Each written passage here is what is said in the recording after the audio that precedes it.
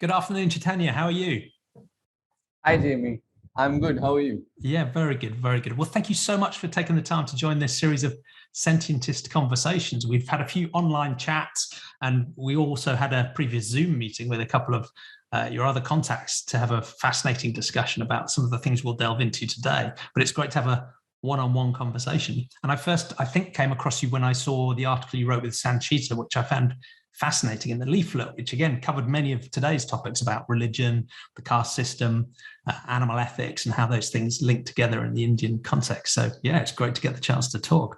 And you know this already, but I guess these conversations are about what I think of as the most important philosophical questions: what's real and how should we think about what to believe? And just as importantly, are ethics, what matters and who matters. And I have an obvious bias because I'm trying to popularize and develop this really simple pluralistic worldview called Sentientism, which suggests we should take a naturalistic approach using evidence and reason when working out what to believe. And when it comes to compassion and moral consideration, every sentient being warrants our compassion. All suffering, all flourishing ultimately should matter. But I'm talking to people in these conversations who have a dazzling variety of different views. Some of them like sentientism, some of them virulently disagree. So it'll be great to understand your own philosophical journey and how you think about these big questions now. But before we get to those, how would you introduce yourself and your work? Thank you for having me here, Jamie. I was really looking forward to this conversation. And as you remember, we have been planning this for a very long time. As far as my introduction is concerned, so I'm currently working as an assistant professor of economics at Center for Regulatory Policy and Governance at Tata Institute of Social Sciences, Mumbai. I've been working here for 1 year. Otherwise, I've been born and brought up in Delhi. And my entire education has been in economics. I was an undergraduate student in economics at Delhi University. And then I went for my master's in economics at Gokhale Institute of Politics and Economics, Pune. And then I completed my PhD in economics from South Asian University. And I have always been intrigued by social sciences and development as a discipline, as a way to understand how the society is organized and how we behave and how we can make changes in the society which can be socially more desirable, right? So these are things which have intrigued me over my journey, both as a student and now as a teacher. And I would love to discuss how my thoughts have evolved over time and how I try to work towards articulating my thoughts and working on things I care about.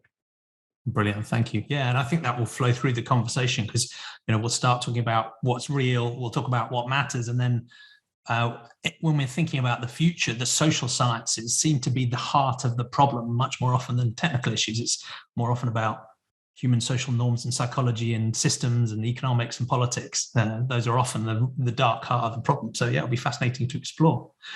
So let's start with the first of those very big philosophical questions. What's real? So for many of my guests, this is a story about whether they grew up originally in maybe a more naturalistic, scientifically minded, maybe agnostic or atheist sort of context, family and friends and society, or one that was more spiritual, religious, mystical, maybe in some sense, and how that side of their thinking about reality and what to believe and what's real has changed over time, if it has. So I'd love to hear your story of how your thinking shifted over time, if it has. Yeah.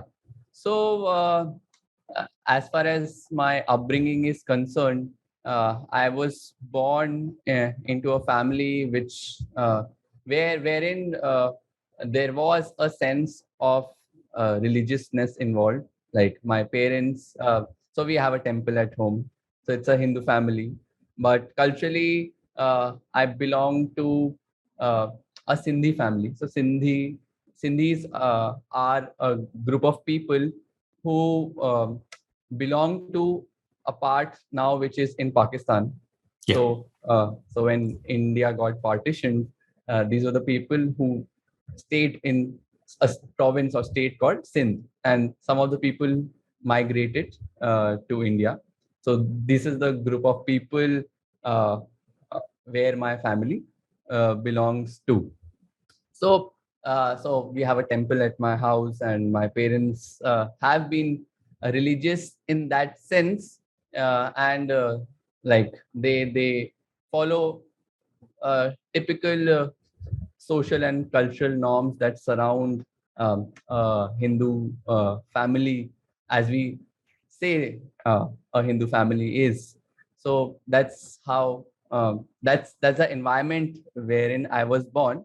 But at the same time, conversations with my father, it was revealed that uh, his, I mean, his approach to life in general was not always very religious. So he also considered himself uh, what we would understand as someone who is atheistic. So he wouldn't believe in uh, the festivals or rituals that people follow. And I mean, in India, typically people who belong to what we call as upper caste Hindus, they get involved in a lot of these rituals, and they sort of keep keep faith in keep faith in some superhuman entities, and maybe some godmen also. At yeah, you'll find that.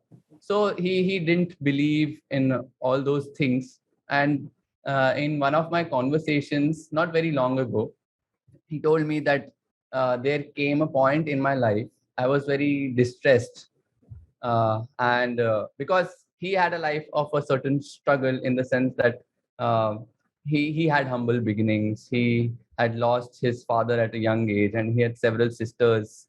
And typically, since the society is gendered in a way, so I mean, the females are not expected to work, so he was expected to run the family and get his sisters married, etc., from the age of 15, 16. So he sort head of of the household at 15. Yeah, at a very young age, he had to fulfill a lot of responsibilities, and there was household debt, etc. So he sort of tried to, with his couple of younger brothers together, they all tried to run the family, etc. And in this process, he thought that everything that we do is determined by our own hard work. So your own destiny, you can carve out your own destiny by working hard, etc. So but then over the years, when he had this sort of a life, so there came a point where he was at a point where he said that I felt like giving up, because it was too much for me to handle. And then at that point, he said that I sort of thought that I need an external sort of an entity who I can, just go back to, and, I can sort of surrender my stress, anxieties, etc. So from that point, he became a believer, not in the ritualistic aspects of religion, but he started becoming a religious person in terms of his faith in God. So he believes that there is a God, and he believes in that.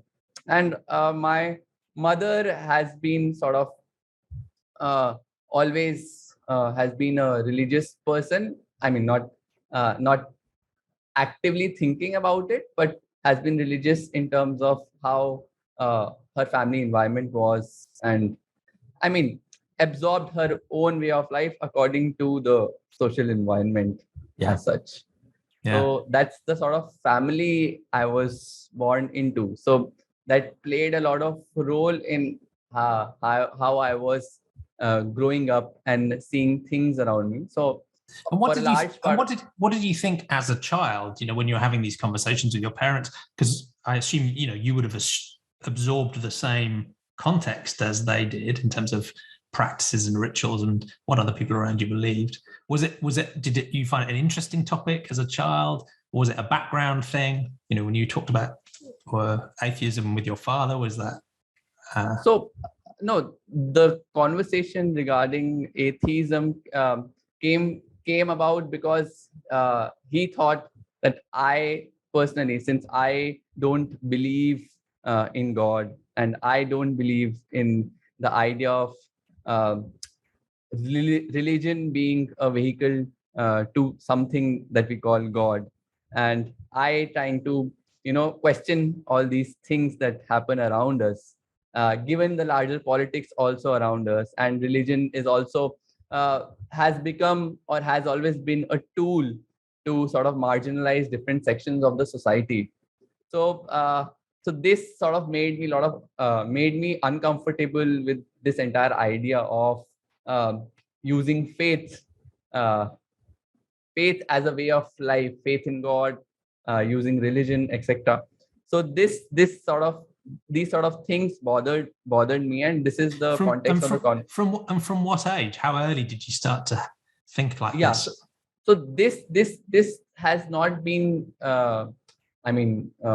very old as such. I think this was very recent in my life. When when I entered higher education, when when I was maybe after maybe my masters, when I had completed my masters course, and I was going towards my PhD. I think even after a long time, when I was into my PhD, maybe I was thinking more deeply about these things. When you are doing your research, what you are taught is to question things, right? Yeah. And so I think that made me question things about myself also, right? So I think that process got intertwined, because for a large part of my life, my thinking was autonomous, because I was also following the things that I was conditioned with, right? So I was not necessarily thinking of questioning the way I think myself, right? And this is important because the way you think has real impact on the society itself, right? Because that shapes the reality around us, the way we think. So I think when I got introduced to new ideas is when I realized that there are different ways of thinking. And since in my family, there was no such background of pursuing education and critical thinking as such. So it took me a long time to realize this aspect, that this is not there is I mean there is not one way of life. There are several ways of living life, and one has an agency to sort of change the way you think. Although there are frictions, there are struggles involved with that, but I mean, the thing that you can do this happened to me while I was introduced to different ways of thinking.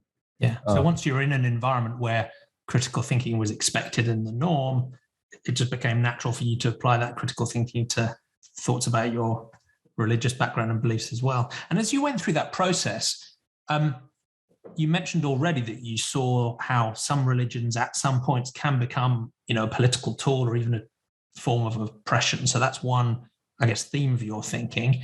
For other of my guests, they've also challenged some of the more personal ethics that they see flowing through some forms of their religion. So, most religions suffer from a variety of these different problems, but whether it's sexism, racism, anti-Semitism, other forms of religious bigotry, homophobia, whatever it is, there's some sort of personal ethics thing that drives some challenge as well. And then there's just the sort of straightforward evidence and reason stuff of going, the facts don't seem to line up. The evidence doesn't seem strong. There are many other religions that say contradicting things. This seems to be a sort of socially contingent thing that, if I'd been brought up in a different country, I'd probably have a different religion. Does that? So there's a sort of facts and evidence thing. There's a personal ethics thing. And then there's a sort of systemic, political dynamic as well. Was there a balance between those things for you, or was it more one thing or another that drove your critical thinking? I think for me, all of these things seem to have been coming together, right? So when I realized that some things that I had internalized growing up also are not just about my personal ethics themselves. They also have larger implications. So, I mean, when you just question that, you cannot escape questioning the things that are happening around you. Rather, I mean, not just your personal ethics, but the political system around you, and the other things are all interrelated, and there are interlinkages. And the way I think about things is that I like to look at the interlinkages of several things. So I think probably also because of the way I think all of these things sort of started to come together for me. Yeah. So how would you describe your worldview now? Would you say it is naturalistic and atheistic, or would you describe it in a different way? And I should ask simpler questions, sorry, but we often focus in these conversations on religion because it's so obviously the heart of this sort of naturalism versus supernaturalism choice. But that's not the only topic, right? There are all sorts of other ways you might leave some space open for the supernatural. So how would you describe your epistemology and your worldview now? Okay, so for me, I think it's a very hard task to sort of grasp reality in itself, have a pin down a certain way of thinking that could capture what reality exactly is. And I rather I think we can have devices of language to help us sort of understand the system around us, so that we are not confused or depressed with what's happening around us. But I think that I would say that I would rather try to analyze things around me as they are, and try to find ways to sort of understand them, rather than assuming certain things based on how I'm conditioned to think. So there are certain ways of conditioning which are not visible to me right now, right? Yeah. So which might become visible to me later, or if someone points them out to me. So I think my approach is to be open that way to several approaches, or I would say pluralistic in that sense. Yeah. So I would like to bring several approaches as much as I can to understand the reality around me. Yeah. And that would be my approach to sort of, if you would say, epistemologic approach to understanding what's the meaning of things around me. Yeah, right? I love it. I love it. Yeah, because it strikes me is that there's almost sort of two caricatured extremes here. One is to be so humble that we almost give up on knowing anything, right? And that seems a little silly to me. And also, I'm not sure how you'd organize your life if you really thought we could know nothing about the world, which is why it's a caricature, I guess. The other extreme is to be, either super dogmatic or so confident you understand reality because of human hubris, really, that we have some sort of inbuilt right, whether God-given or naturalistic, that we have to have the capacity to understand everything. And actually we do already because we've done the experiments, or because I have a dogmatic belief. And it does seem to me that there is a really healthy middle ground that I think you've described, where you do have humility. We're just another animal on this planet that evolved for very different purposes, trying to find our way through. But we can find out things that are useful, but we should be open-minded and humble at the same time. So it's a nice balance. Yeah. And I think also it's also about trying to understand that now that we are living, right, and we have developed a certain kind of understanding of things around us, to know that the way we think also impacts other people who are living around us and non-humans living around us. So I mean, the thing is that you cannot separate or you cannot escape the thing that everything that also happens around us affects you because you're able to sense it. You have certain senses around you. So in a way, it would be very difficult to close my senses consciously. If I mean, sometimes maybe people have to do that. I don't know, but to the extent I can, I would want to understand the reality around me, even if it's very hard to do that. Yeah. Well, I think that's a great approach. We'll just keep trying. We won't have any illusions about whether we'll be successful or not, but it's fun to keep trying. And I like the point you make about relationships and sort of connections as well, because there is a sense that some people think of scientific thinking as sort of crushing the fun and the life and the richness out of things in a desperate attempt to understand it. So we break things down into tiny pieces and we separate them off and we examine them. And sometimes that can be useful to do. But so then some people will then go back to a more mystical or a supernatural worldview to say things like everything is connected, we're all part of one whole and so on. But I think you can say that from a completely naturalistic point of view as well. It's just a physical fact that we are all connected. We are all part of, at least one universe. I don't see why you have to abandon that very rich sense of interdependency and connection and relationship and even oneness. That's totally consistent with a naturalistic way of thinking as well. Right. And I think that's the kind of thinking that I have been able to develop by now. And I think that has helped me in a way, in the sense that, when you accept the fact that you cannot really know everything around you, there's also some sense of calmness around that also, because it tells you that you are limited in that sense. It allows you to know your limits. So when you draw those, when you draw that, or rather when you accept that there are limits to you, you wouldn't, or you would try to not force yourself to go beyond that. That's very important, I think. Sometimes people don't realize that we are constrained by our limits to understand things. So it's rather also a fact that we are limited in that sense.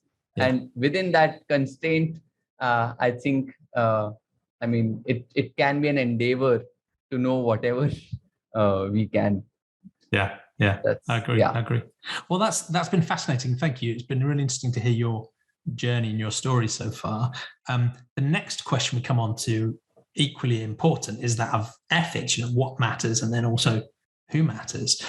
So again, it'll be really interesting to hear your story about how that side of your thinking has shifted, because I'm assuming that as you grew up, the way you thought about right and wrong and good and bad was again somewhat sort of absorbed from your family. And I'd be interested to know how much Hinduism influenced that. Was religious thinking part of your ethics? And then how has that shifted as you've moved away from a religious way of thinking? How would you ground your ethics now? So again, you can tell the story however you like. So I think growing up, I was sort of sensitive, in the sense that I had a sense of sensitivity to the things, and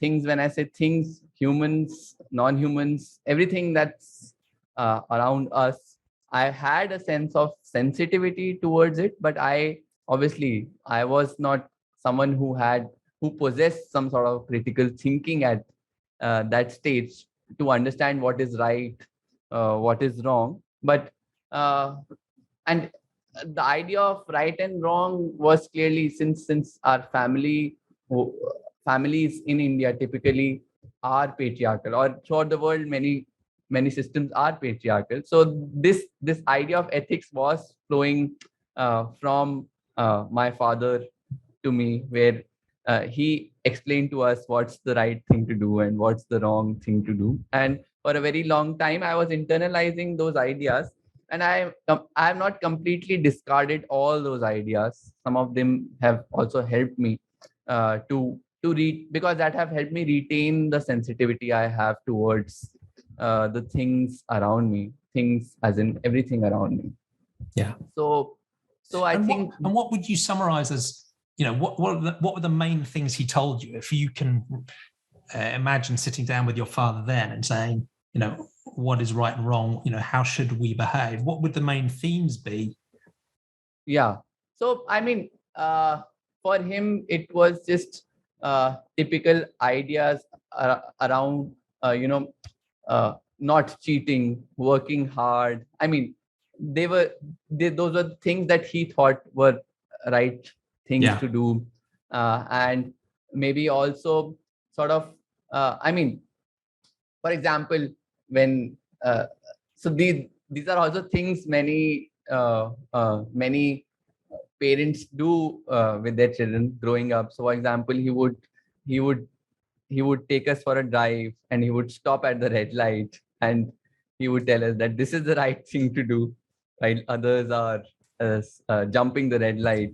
Things like these he used to tell us, and I was internalizing those things. But sometimes I also when I saw things around me, I thought that, okay, maybe people around me don't always do the right things. So I was very confused that what is this right and wrong. But what I understood, what I understood more was the things that surrounded sensitivity in general. For example, so I thought I'll bring this up at some point, but I think this could be the point where I could talk about is about animals itself. So, for example, so Sindhis typically are non-vegetarian people.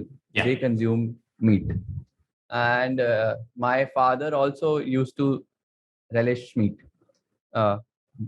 So he changed changed his way of eating before I was born, and he said, he told me once that I always felt that it was not the right thing to do. When I went to the slaughterhouse, when I used to come back, I did not feel comfortable, but I used to love eating meat. So and when in that context, was he actually seeing the animals being killed at the slaughterhouse? He was concerned about the killing of animals for unlike many people around the world, he actually saw it, right? As opposed to it being hidden. So he continued to consume meat, but he sort of was uncomfortable about it, and he said, I tried to question this aspect of me. So while he was this is something that he communicated to me. But the story about this is that while I was growing up, so every family gathering around us used to offer meat, because other people did not follow this line of thinking, right? My father had changed, and he wasn't doing it. But this made me sort of confused, because everyone around me was relishing something which is good to eat, nice to eat, and my father was telling me this is not the right thing to do. And I was thinking, my cousins, etc., all used to sort of tell me that you're missing out on something, maybe my uncles or aunts and all. So I used to sort of come back home, and we used to have a fight. So maybe I was 4-5 years old. So we used to have a fight about it, and we used to say, no, it's not the right thing to do. And then there were times when I used to go outside in those gatherings when my father was not there. So I would not consume meat, but I would still be upset about it, because my father had just told me to not consume meat. So one day he actually one day what happened was that I forced him to tell me that why does he think that this is not the right thing to do. So he said, okay, let's do one thing. We'll do an exercise, and after that, maybe if you want, I'll myself offer meat to you. You can eat it. Okay. And we went to a place where people purchase meat from. There were slaughterhouses, and then he told me that this is where it comes from, and if you would be willing to consume meat. And when I was looking at that place around me, I don't know why, in some way I was not convinced that I would consume meat, because it was just not something I felt very comfortable about, and it sort of made me feel very sensitive towards this entire idea.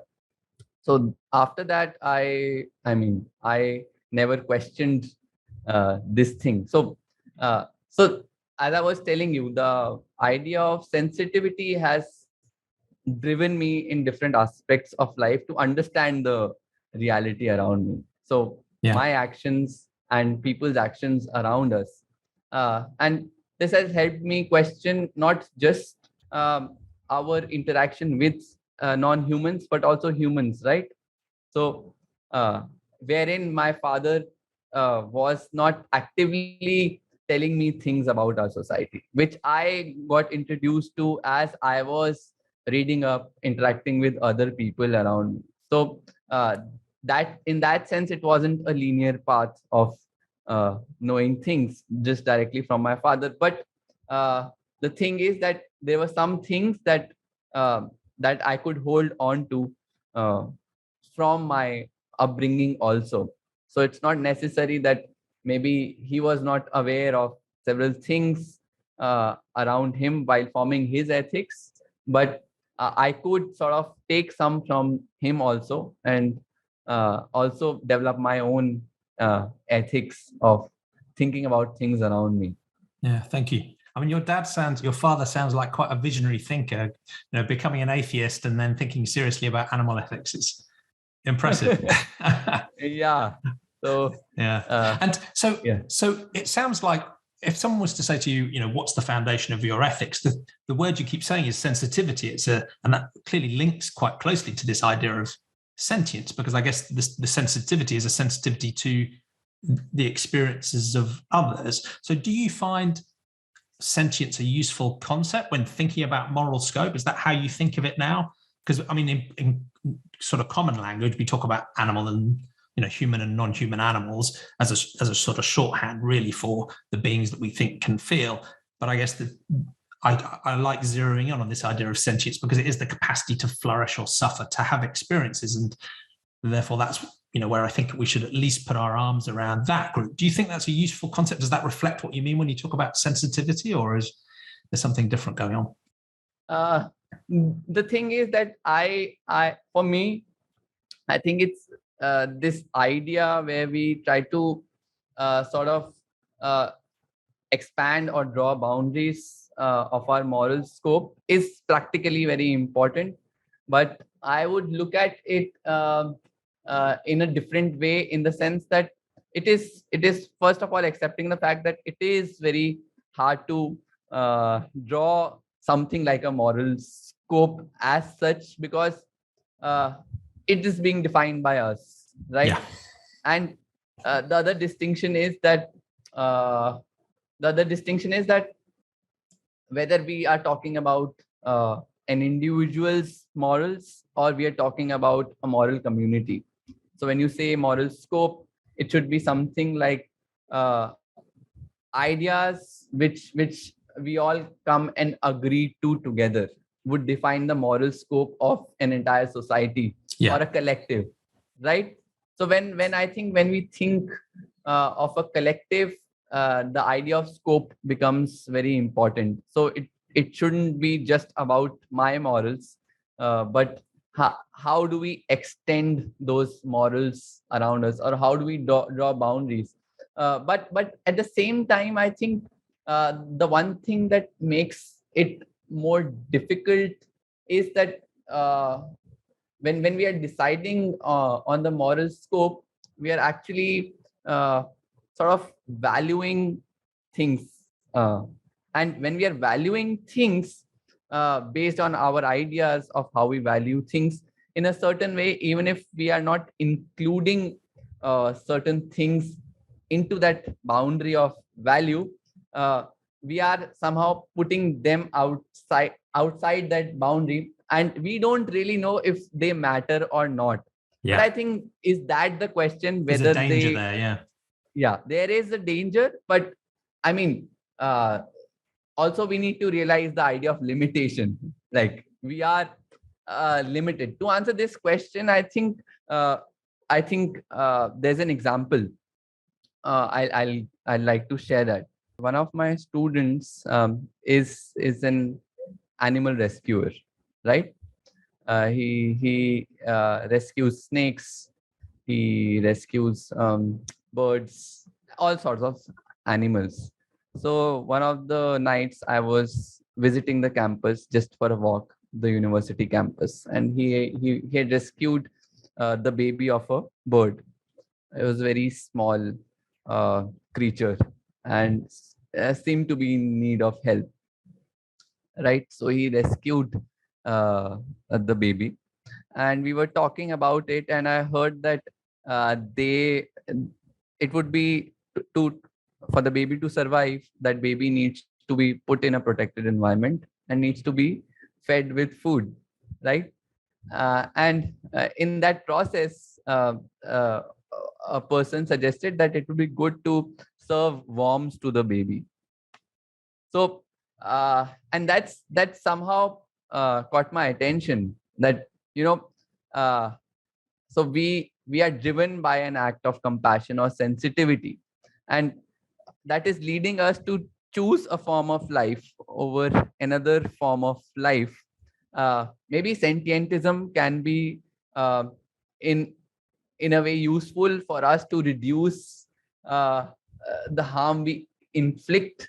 In many ways, the harm we inflict is unknown to us because we exist, we live in a civilization, but we also recognize certain harms that we actively pursue, right?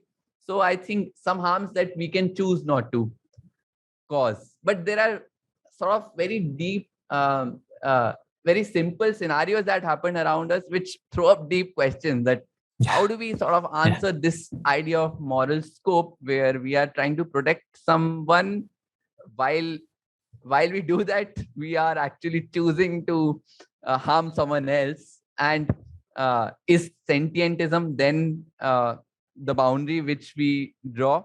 Yeah. So one question that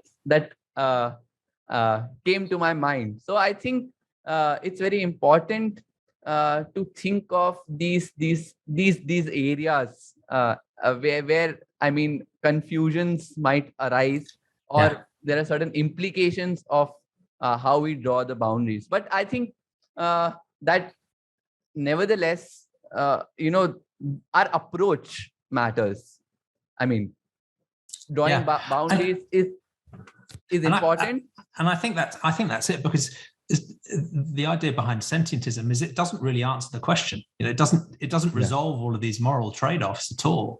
Partly because you could be a sentientist and grant moral consideration to all sentient beings, but take a very different ethical approach. You could have a feminist care ethic, or you could have a deontological approach, or a utilitarian approach, or something else, right? So there's lots of different ways of trading off, but you could also differ about your level of confidence in which entities are sentient. So you might find a sentientist who says, I've read the scientific research and I'm very confident those worms are not sentient. So this is a really easy choice. But you might find another sentientist who says, well, hold on, but I've read a different set of research and I have a different level of risk tolerance and prudence. I'm not so sure they're not sentient, and this becomes a much more difficult trade-off. So sentientism doesn't answer that. I think you're right. It is just a pluralistic baseline, if you like, an approach, a platform for starting to think about these things. And it does, I think it resolves some, really obvious choices, like the choices most people around the world make in animal farming, for example. I think it makes that pretty clear. But then there are many others where there are really genuinely difficult trade-offs, and we should have humility about our ability to solve those answers. And I think we need a pluralism both about the facts of the matter, which things are sentient, which aren't. Is sentience binary or graded or multidimensional or something else? Right. But also about our ethics. Are we are we really getting this right? And what's the risk if we're getting it wrong? That humility needs to flow through. Yeah. Yeah. So I think at the boundary, we should. So I think to sort of understand this, we should have a scale along which we can all be clear that, okay, there is some clarity to us. And I'll repeat myself that, we'll be limited by the way our minds think about things, and our own intelligence and our own scientific procedures proving or disproving things. And I mean, obviously, it is only in evolution, in our thinking, that has allowed us to do this, and things might unfold in a different way. But I mean, there are certain things which we could agree to, and at the boundary, there will be these sort of moral trade-offs that will occur. And when we are sort of trying to decide these boundaries, we will face a lot of confusions. But we can be confident about certain things that we are actively pursuing, and it's time we could start questioning them, where we know actively that we are doing these things, and accepting the fact that we will have limitations while we are drawing these boundaries. Nevertheless, we shouldn't be using these moral trade-offs as excuses to not having a moral scope, right? So I think that is my approach to thinking about these things. I love that. And I think it works in so many different ways. One is, we can absolutely have really difficult discussions about where is the boundary of sentience, if there even is one. It probably is fuzzy, so there are Twitter battles going on as I speak about oysters, for example, at the moment in the vegan Twitter sphere, and we could talk about sea sponges, or you could talk about the very simplest invertebrates or the worms, right? So we can fight about that, and I think we should just follow a naturalistic, humble approach and a prudent approach and trying to work it through honestly. But those debates have no bearing on our confidence that, humans, pigs, reptiles, sheep, cats, dogs, the list goes on, are extremely likely to be sentient beings, right? The boundary conditions should not stop us being confident about the things we really have loads of evidence about. And the same is true, I think, in the ethical sense, right? You can always come up with really difficult boundary level thought experiments where we could argue for hours over what's the right thing to do, but we shouldn't let that distract us from the really obvious cases where there's a horrible moral wrong being done, or there's a really obvious win-win opportunity. We can at least agree on those, and then yes, carve out 10% of our time to argue about the boundary cases. But the core case is staring us in the face, and that's often a frustration in online conversations and other conversations, is quite often when people don't want to face the core case, the real big problem, they will love to talk about the boundaries and use that as an excuse. So I love the way you put that. Yeah. So I think, yeah. Well, so I was going to, if there was more you wanted to add to that, go ahead. No. I was thinking of moving us on to the final question. So we've answered what's real, and we've answered who and what matters. So that's, most of philosophy fixed in an hour, which isn't bad going. But the next question is, again, almost as difficult, which is how do we then go on to think about the future? So you can be as utopian as you like, or you can be as pragmatic as you like. I'm interested particularly about the context in India and how you see positive change happening.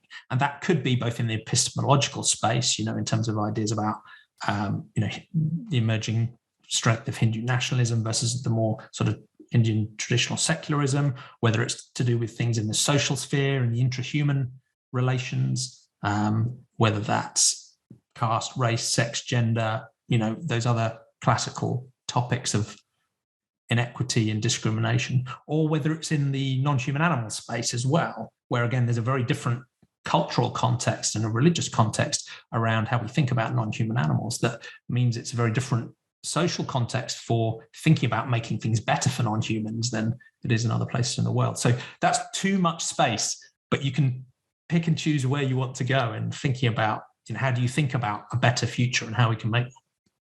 Yeah.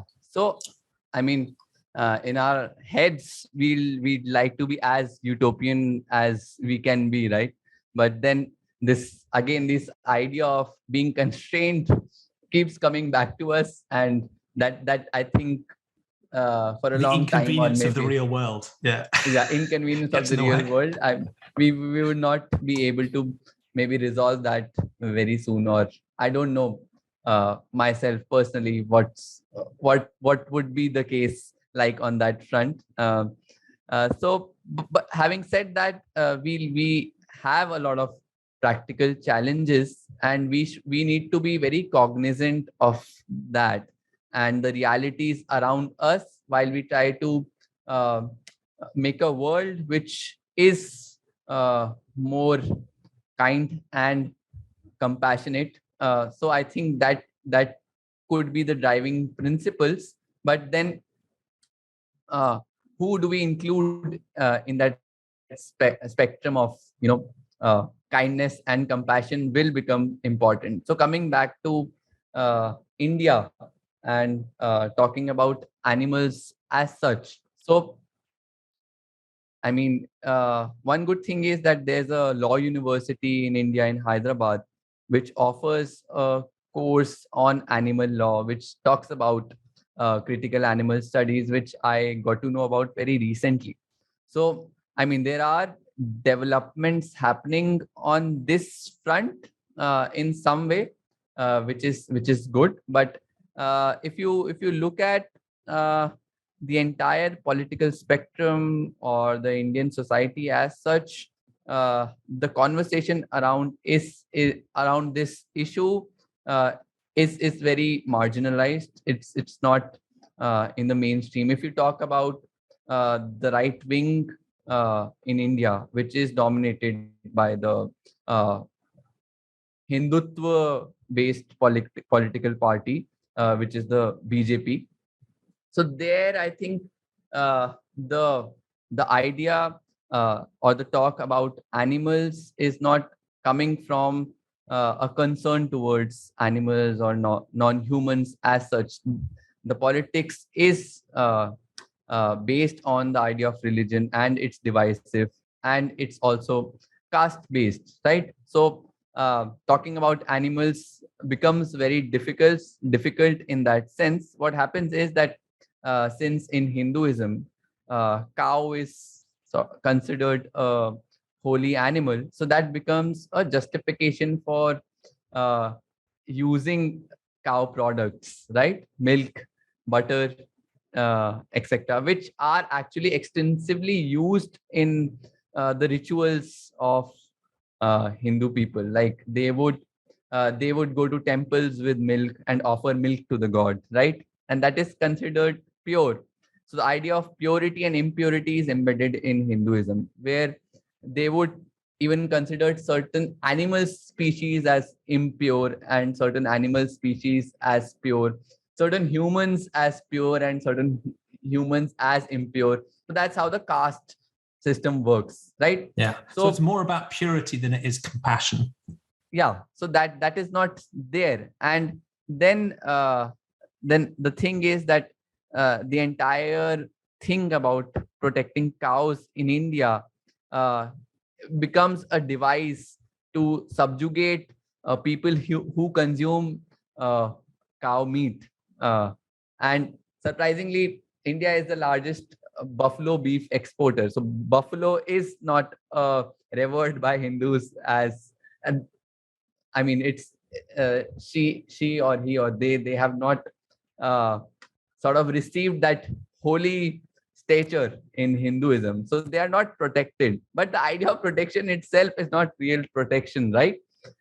It's a political device to sort of uh, marginalize sections of the Indian society who consume cow meat, right? So then talking about animal rights as such from the perspective in which we are discussing becomes very difficult in if you're talking to someone who aligns with the Hindutva right wing, which is a very dominant section of our society, or a section of a society which dominates our politics in this country. On the other hand, the sections which are marginalized, which is the Dalits Adivasis and Bahujans and Muslims who actually consume animal products. Even Hindus consume animal products. It's just that there is a section of Hindus who consider themselves much more pure, who would be vegetarians but would largely consume dairy products, and very heavily so. So, I mean, for the other sections which are affected by this politics, who are marginalized, for them, food becomes a tool of resistance towards this politics which tries to marginalize them. Sometimes even there are episodes which are reported where uh, Muslims or Dalits were killed for consuming cow meat because Hindus consider cow as holy. Yeah. So in that sense, there are then forces that sort of resist by consuming more beef or cow meat. So in that sense, it becomes very difficult to sort of bring to light the dogma of Hindu politics and this idea of resistance, where there could be other modes of resistance. So when we talk about animals themselves, we can actually talk about the fact that Hinduism or Hindu vegetarianism doesn't actually talk about animal rights. So why to sort of resist using that why to make animals the tools of resistance themselves, which sort of fuels again this idea that Hindus protect animals when they don't actually do that.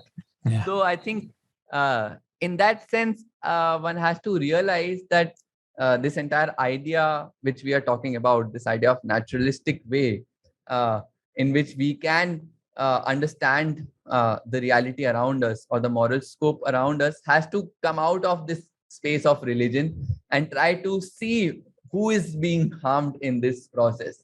Obviously, the dominant politics is harming the marginalized humans and also the non-humans.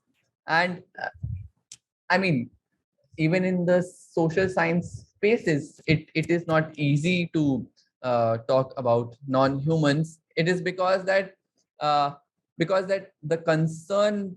concerns around social justice surround humans. So the concerns for non-humans are seen as something of a binary, as if we talk about non-humans, we are snatching the right away from marginalized sections, the right to livelihood and the right to eat what they want to eat. So we are snatching away that choice from them. So not sort of going into the nuances of the fact that these two are not binary things. If we try to break things down, we can actually think about humans and non-humans together when we talk about social justice as such. So that makes it really difficult, because on the one hand, you can be telling a story that is clearly trying to resist non-human animal oppression, but others will attack you because it feels like you're, by doing that, oppressing a disadvantaged groups of humans. So and this, and it's a fascinating dynamic, because we see echoes of this in lots of cultures around the world, where the idea of non-human animals, and particularly animal farming and animal products, has become such a sort of cultural tool and a symbol that, as ever, the actual victims often get forgotten, and it's just back to being a human story about which group wants what. It's tough. And this reminds me of a movie. A scene from a movie, actually. So there's a movie called Jai Bhim. Okay, it's in Tamil language, I think. So that movie depicts how the dominant sections of our society marginalize indigenous human beings. So in that, the plot is such that people who are called Adivasis, who stay in certain natural environments and are indigenous people, and how there are ways in which they are marginalized. So that movie depicts that very beautifully. And there's a scene where that caught my attention. So there, the movie starts where there's a landlord who has a large agricultural land, and there are Adivasis who work on that land for him. And then they sort of live outside the village in a very sort of meager sort of living in very small houses, etc. And in one of the scenes, what happens is that there's a person who is catching rats in the farm, an Adivasi who works on that land. So who's catching rats to eat those rats, because maybe for them it is their food, right? So because they're living in subsistence conditions subsistence conditions. So there's a conversation between him and his wife. So while he's catching rats, there's a method which they were doing that, and then they end up also catching a baby of a rat, and then the wife of that person tells him to leave the baby because, I mean, she understands that killing the baby is wrong. Maybe you can eat the adult rats, right? So then he also says that eating rats actually is helpful in the way that it prevents snakes from coming to the farmland, right? And this person is a snake rescuer also. So what I'm trying to bring out is the complexity of these relationships between humans and animals that play out, and there's a politics around it. So in the larger plot, what happens is that this person is later charged falsely by policemen. So what happens is that this person is called, the person who used to catch the rats and who used to work on the farm is called to the landlord's house to remove a snake who had entered their house, right? So he comes and does that, and after some time it's noticed that the jewelry in the house has been stolen, right? So then the police catches this person and alleges that you are the one who has the jewelry and you have stolen it, and this person never comes back. So it's a story of his wife trying to find justice and a lawyer who helps us and shows how this discrimination happens. These people are sort of marginalized because they do not have access to the social capital and social resources. And turns out towards the end that the policemen had actually killed these people because of their identity, and they were the ones who had stolen the jewelry, the police themselves. So this was the entire plot of that movie. So what I'm trying to bring out is that people don't even have access to these ideas. Not necessarily that they don't think about non-humans, but even people themselves are living in situations where they do not have political power or decision-making power, right? And they're also the subject of their own oppressions and problems in that network. So, and at the same time, it would be very inappropriate to think that they are not capable of thinking about non-humans. Right? So people, absolutely. Right? So I think that's also very important to sort of understand these complexities of the Indian society, where there are people who have developed certain ways of life because of the way our society is structured, not necessarily where they had the space to think about what's right or wrong, or what is moral, what's the right thing to do.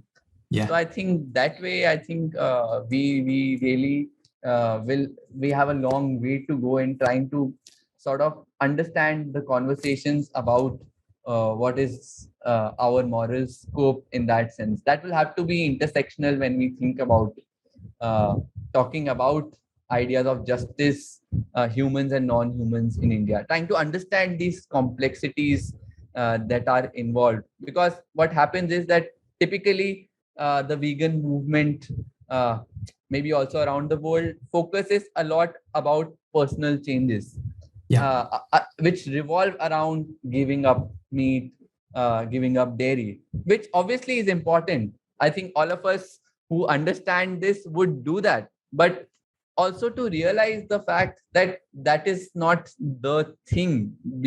Going vegan is one thing, one part of this thing. But trying to understand the larger dynamics around social justice becomes very important to sort of materialize or actualize what we are trying to do, right? So I think that is very important when we think about practical changes in India.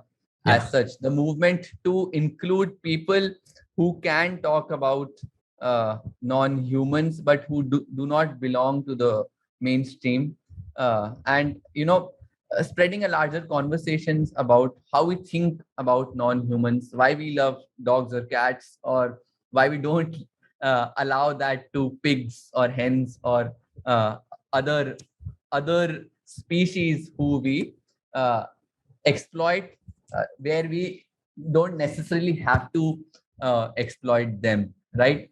So there are these questions that we need to actively find answers to, and maybe also keep raising these questions very actively. Yeah, thank you. And it just makes the picture much richer, and I think we need to understand it, because there is a real danger of us going from what I think is a simple, clear, ethical conclusion to assume that the answer is simple, and that the world just isn't like that.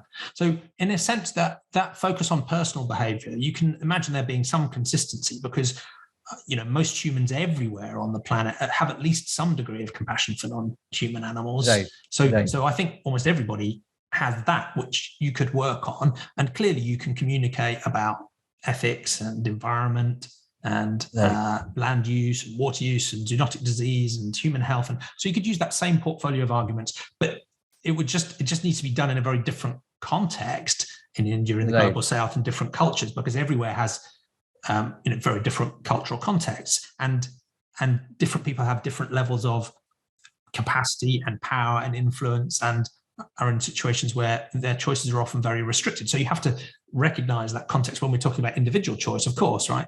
And while sentientism is explicitly naturalistic, I want to find ways where I can help people who are also have a supernatural and religious worldview find their way to expressing the compassion that flows through religions to non-human animals as well. So I've had conversations with people like Lisa Kemmerer, who actually think that we've got a better chance of persuading religious people to be more compassionate for non-human animals than we do for atheists and agnostics. But so that, let's put the personal behavior change to one side. When you're thinking about the systemic changes, what would you like to see, and what do you think is a promising ways of looking at systemic changes, whether that's in social change generally, politics, your own field of economics? What sort of, if we're going to put the personal change to one side for a moment, what are the systemic levers that you think are productive to pull in a place like India? Right. So I think systemic changes, I think, would be very important, because again, individuals sort of are conditioned in a certain way, and they internalize a lot of things, and they get habituated to it, and they are not very always very keen on actively questioning what they are doing. But when the system around them changes in a certain way, it allows them to do that. For example, when I get outside my house every day and travel to the university, so I see two things. One is there is a slaughterhouse just near my house, where it's a live slaughterhouse. I mean, people buy hens are slaughtered there itself, and people I mean, people consume them and it's very normal for them to do that. So it's normalized that way. Yeah. So the hens are caged and I would see that every day, right? So, and then when I cross that, there is a woman selling fish, right? Fish and other beings from the sea.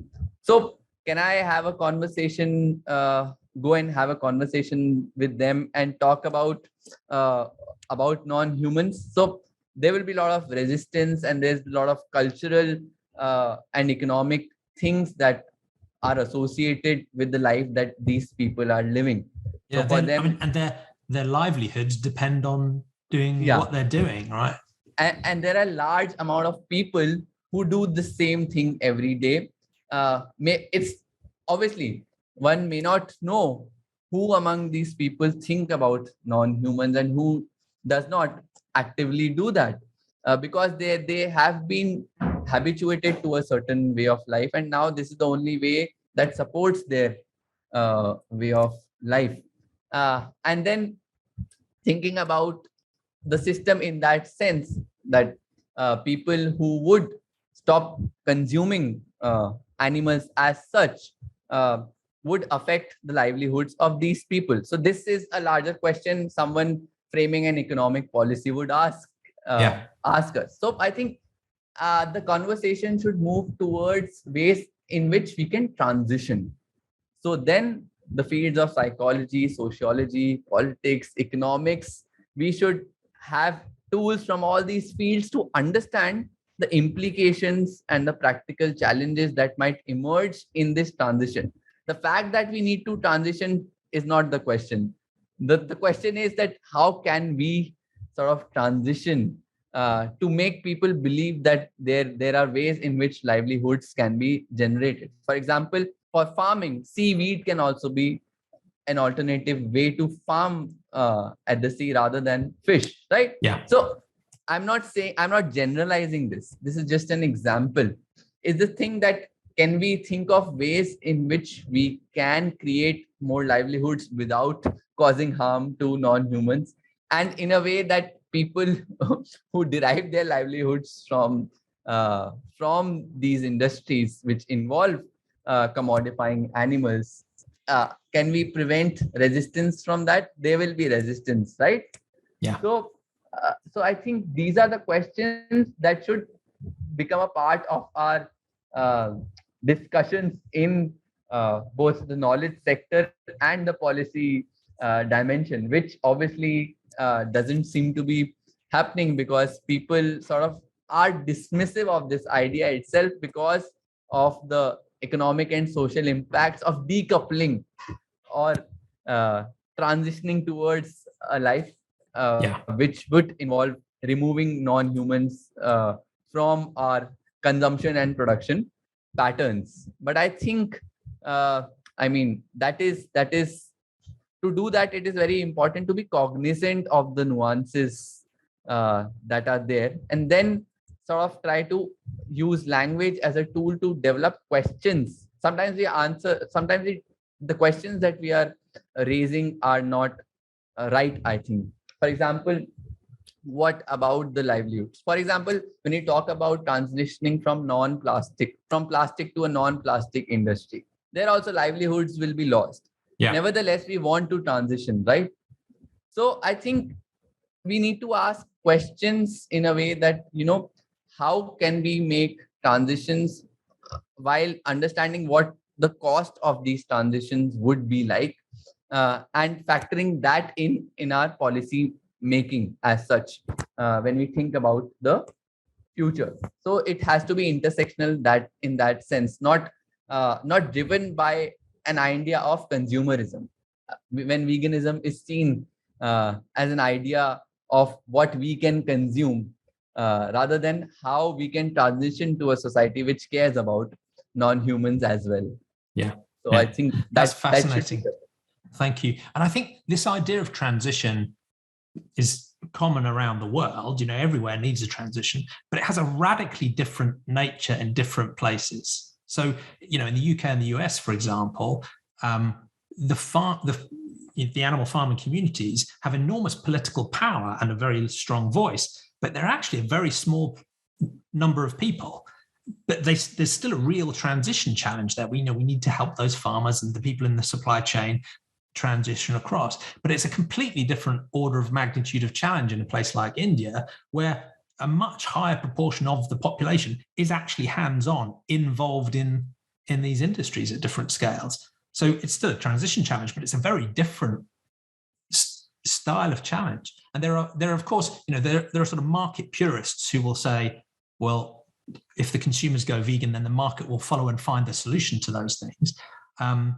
But regardless of your, economic stance, I think there are so many examples around the world of unmanaged transitions and unsupported transitions where, industries that have either just proved to be inefficient or environmentally damaging or supplanted have just been allowed to disappear at enormous cost to the people involved in them. So there has to be some more intelligent thinking about, exactly how can we, as you say, manage the transition and support people in a transition to a better solution. And it feels like it needs, thousands of different transition paths. It isn't as simple as shut your ranch down and open up an oat milk factory, right? It's just not that simple. You need thousands of different transition paths, all that need to be supported in different ways. But and how optimistic do you feel about, is that a conversation you think that you can have productively in India? Is it something that will start to get traction in sort of economic and political forums? I had a fascinating conversation with Nicolas Tresch recently about, whether we need this new field of sentientist economics that recognizes the value of non-human animals as well. Do you think that it's possible to get traction in some of these transition ideas? I don't know about how much traction will it receive. For one reason is that there have to be incentives for people to sort of think about all these things, and generally our system is based on incentives. People who even come for higher education, they are driven by the idea of getting better jobs, right? Not all, even people coming to social science institutes for delving into these critical issues are not always driven by the incentives to work towards changing the society as such. So having said that, I think the fact that we are communicating about this today and we are talking about this issue when I'm sitting here in India, and these complexities that I was trying to bring out through this conversation is going to go out there. So I think one can just be optimistic about it rather than think that whether it will happen or not, because that should not stop me from doing this. Because if I won't be thinking that this wouldn't make any changes, I wouldn't be doing it at all. So I think this thought has crossed my mind several times in life that, it's very hard to convince people. It's hard to talk about these things. And even now, even when people understand that there are people who do not consume products made using animals, people don't really know what this is about. So even in places of higher learning, people are oblivious to this idea. So that sometimes makes me think how hard this journey is going to be. But then my thing is that I shouldn't stop from talking about it, writing about it. And given that I have a certain knowledge set and that has been into economics and social sciences, why not I use that in this direction as well? So whenever I get the opportunity, I do that. So I'll keep doing that. And coming back to this idea of sentient economics, so I think we can develop ways in which we can think of the biosphere itself. So what economics does is that it treats economics treats the firms, individuals, government, etc., as a system which is not related to the biosphere, as if it exists in isolation. So Rather, it's a subsystem of a total system. So people talk about economic growth. So economic growth depends on the biosphere, so which is finite, and economic it's just growth, a resource to be tapped. And then the economic growth is talking about something infinite, happening infinitely. So is that something that's possible? So I think economics itself has to sort of change the ways in which it talks about its surroundings. So economics generally is dominated by what is called neoclassical economics, wherein this idea of individualism and market fundamentalism, market solving all the problems, because individuals, when they serve their interests in the best manner, and they compete with each other, there is a massive cooperation through the market that's happening and leading to outcomes in which everyone is happy, right?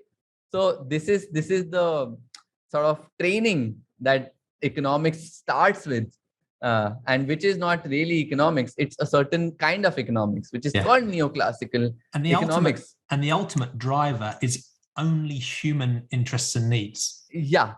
So I think there is not just this idea. So when we talk about sentient economics, I think economics itself has to go through a fundamental change in which it as a discipline looks at its surroundings, like the surroundings around us, looking at us as humans rather than as agents, maximizing or optimizing our satisfaction or optimizing our profit, because there are things that we do are not about maximizing our satisfaction. Like, for example, kindness or compassion.